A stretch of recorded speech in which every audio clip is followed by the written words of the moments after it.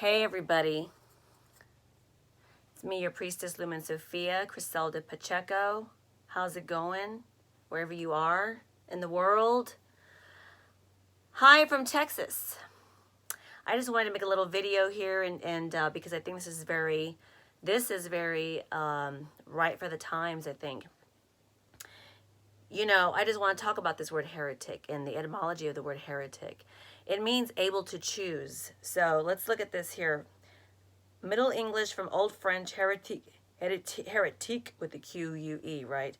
Via Latin from Greek, and then it mentions the Greek word, which means able to choose, right?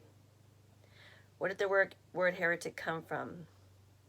So we understand that when we hear or see the word heretic someplace, that it's usually being used in a context like a religious context, right? Specifically by Christians. People who start to question the Word of God, who start to doubt the Word of God, have the audacity to ask why or how. Specifically those two things, right?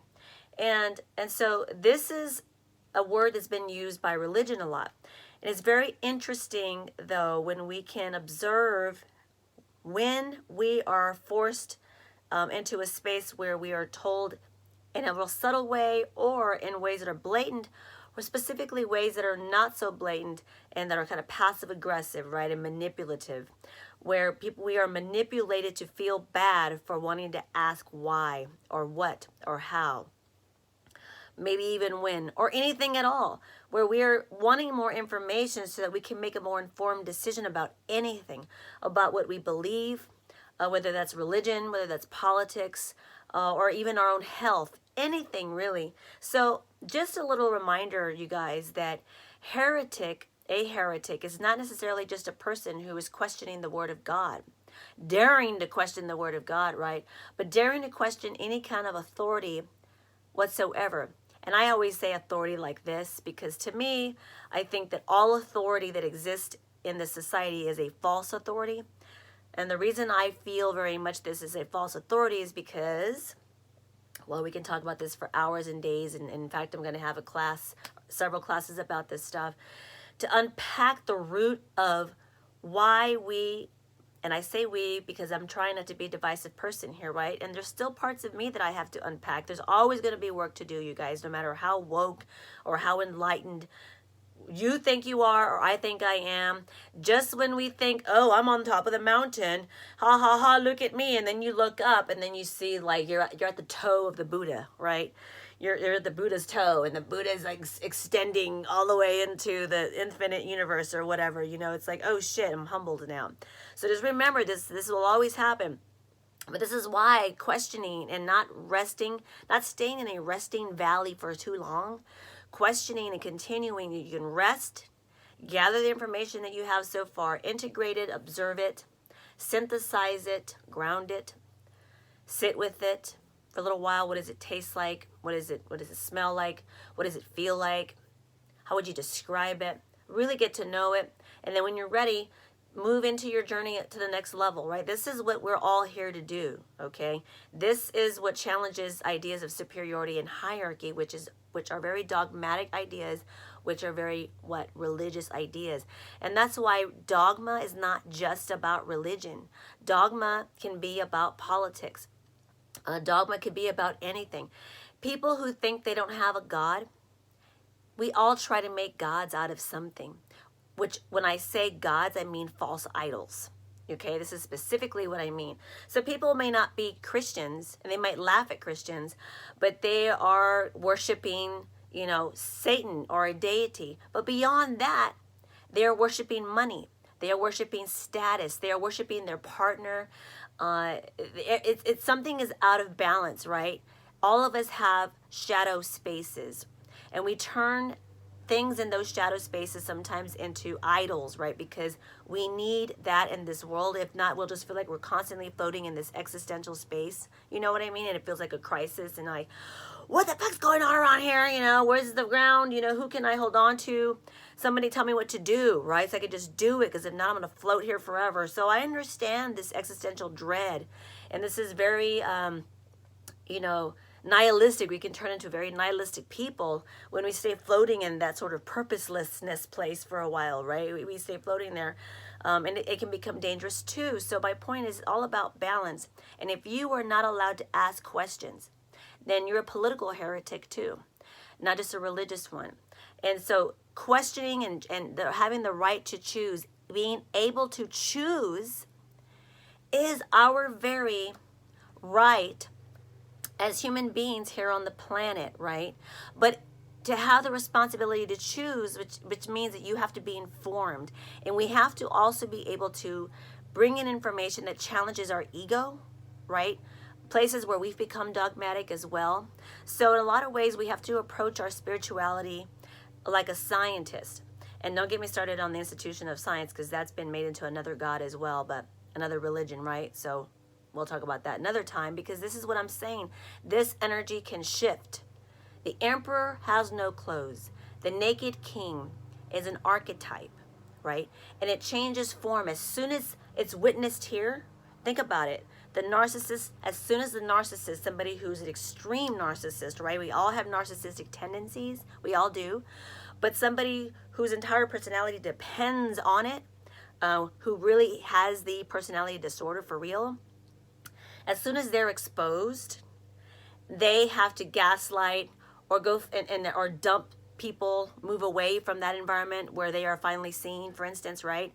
And they have to go and feed off of somebody else or something else now, because they have to feed in their existence. They cannot stop feeding.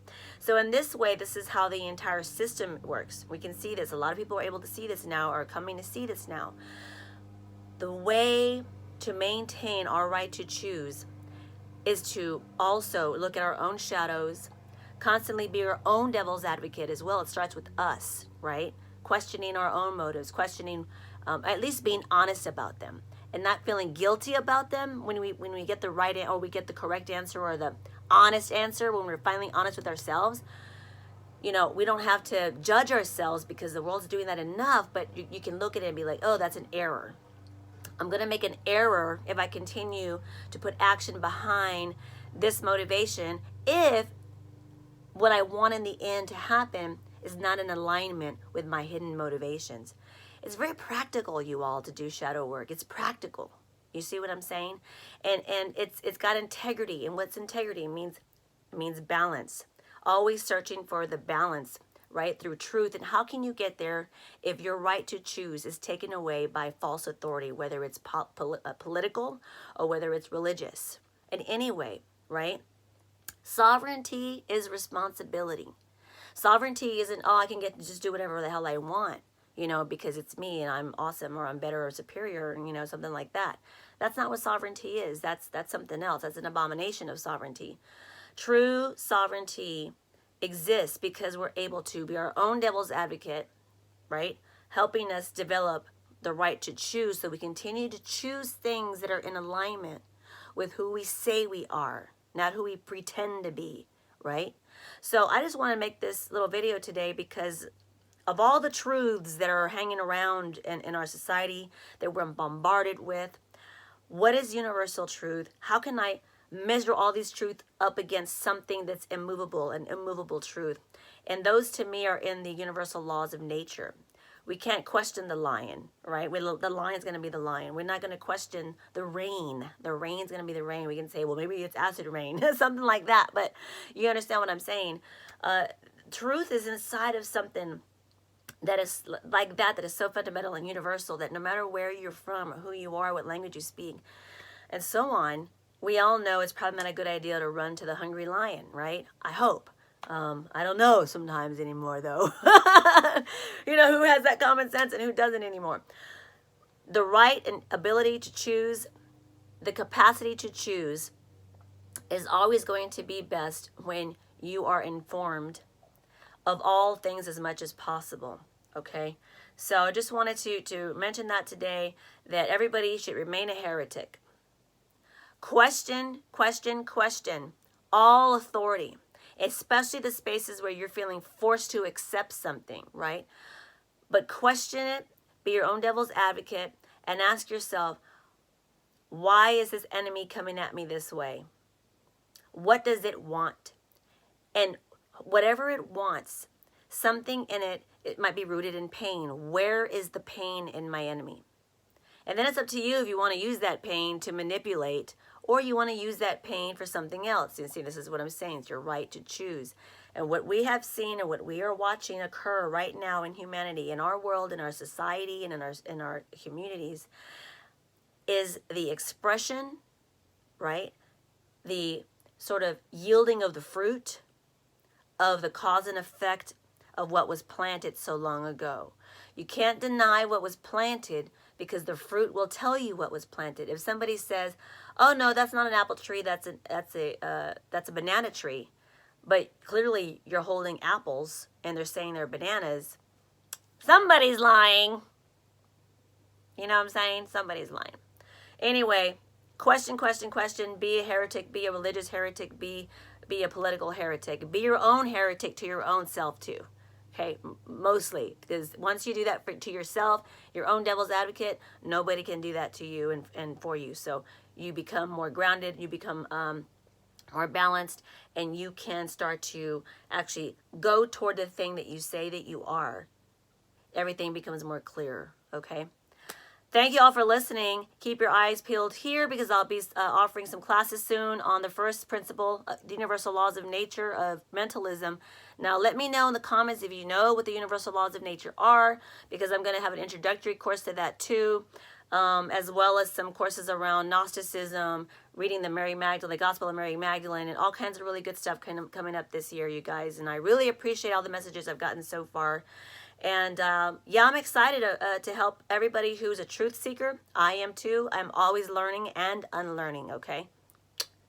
Y'all have a good day. Talk to you soon. Bye.